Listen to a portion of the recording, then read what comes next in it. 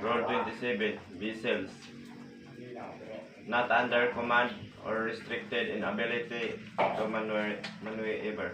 A vessels not under command shall exhibit 1. Show all around red light and vertical line where they can the best of seen. 2. Two balls or similar shape in a vertical line where they can best seen. 3. When making way to the water, in addition to the light prescribed in this paragraph, side light and stern light. B. Vessels restricted in ability to maneuver except vessels engaged in mine clearance operation shall exhibit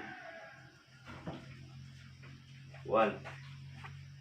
3. All around the lights of the vertical line where they can be basin of the highest of lowest of this light shall be red and middle light be shall white.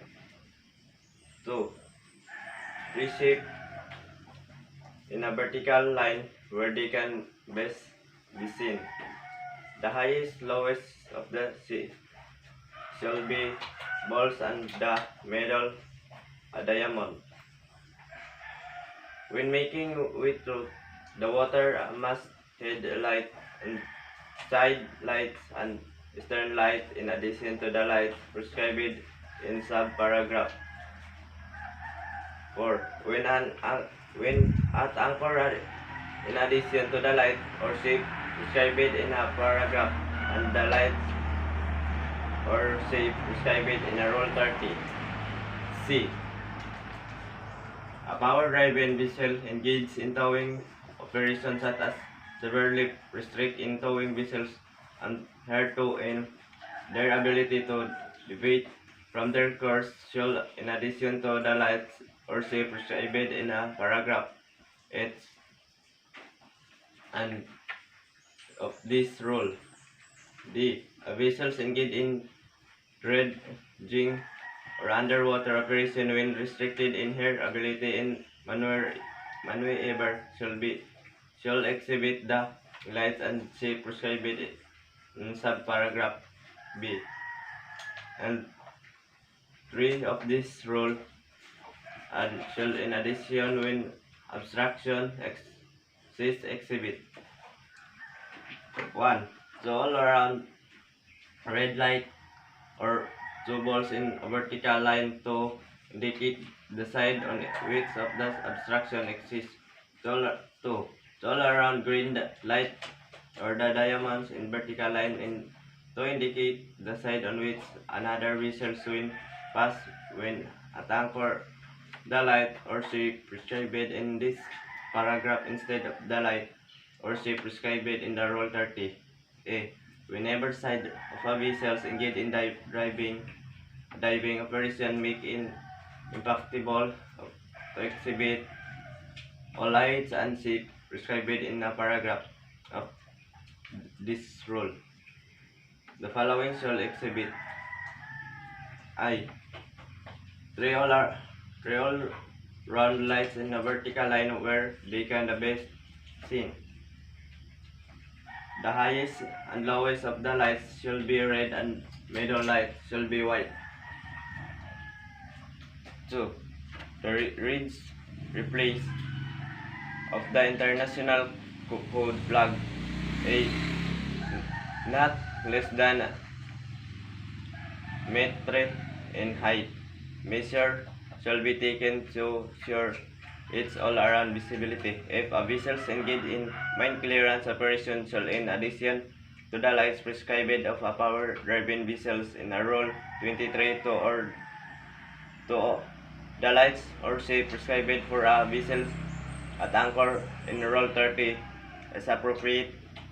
Exhibit 3. All around green lights of the 3 balls, one of the lights or ends of 4 yards. This light or shape indicate that dangerous for another vessels to approach. G. Vessels less than 12 meters in length, except those engaged in diving operations, shall not be required to exhibit the light and shape prescribed in this rule. It's the signal prescribed in the rule are not signal of a vessels in distress and requiring assistance. Such signal are contained in Annex 4 to this regulation. Rule 27 means a vessels in under command should making a vessel exhibit the all around a red line in a vertical line where they can be seen in daytime. They correspond to all similar shape in a vertical line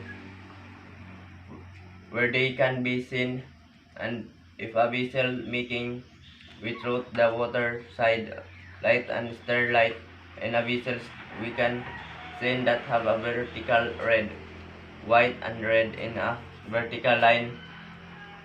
The basin of the dozen is exactly where the red can be seen, and they have the same as ball diamond when making without the water have added mass and head light or light if greater than 50 meters side light and strength light.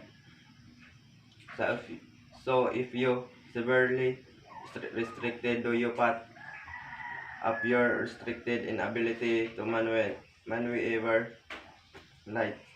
So if I look at vessels now, we're just going to pull it string and add on the red, white and red, which we're already talk about now on the side of for which abstraction exists.